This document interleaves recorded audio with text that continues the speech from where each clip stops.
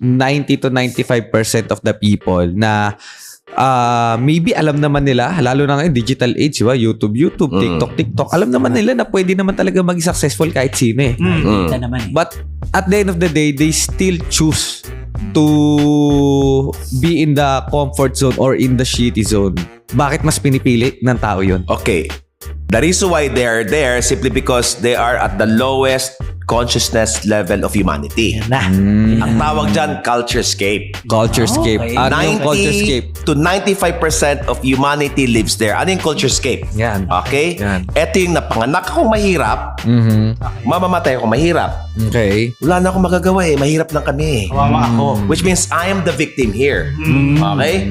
And a lot of people live there. Now, by accident, Okay. Yan. you move to the next level. Yan. From culturescape, by accident, paano ka ba? Bakit by accident?